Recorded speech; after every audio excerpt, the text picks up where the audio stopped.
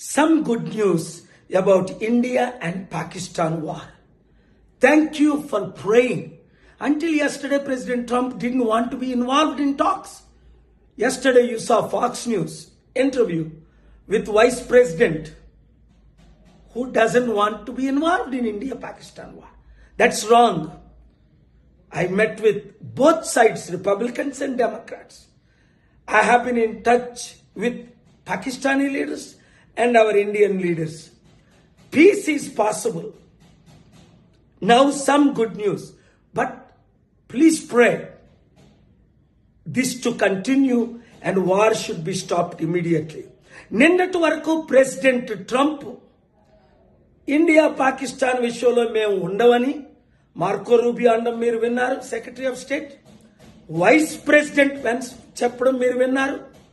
కానీ నేను హోప్ విడిచిపెట్టలేదు, పుష్ చేస్తూనే ఉన్నా, ప్రార్థిస్తూనే ఉన్నా, రాత్రి పగలు పనిచేస్తూనే ఉన్నా. ఇప్పుడు అందరూ ఒప్పుకున్నారు యుద్ధం చెయ్యము అని అన్నారు, అంతే. యుద్ధం ఆగిపోయేటట్టు ప్రార్థించండి. ఇప్పుడు నేను ప్రయాణంలో ఉన్నాను. ఈ శాంతి కొరకే ఇండియన్స్ గమనించండి, యుద్ధం ద్వారా నష్టమే కానీ లాభం ఎవరికీ లేదు.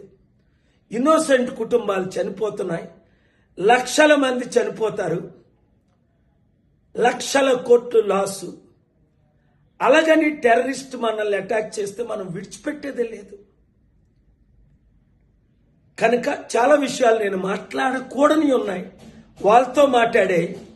ఈ వీడియో అందరూ శాంతి కోరే వారందరూ శాంతి కొరకు మే 24 శనివారం 6 గంటలకు జిమ్ఖానా గ్రౌండ్స్ లో మీటింగ్.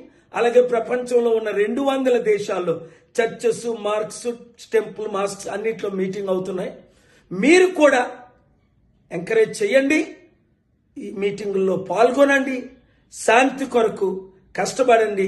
ఈ వీడియో అందరికీ షేర్ చేయండి. Thank you very much.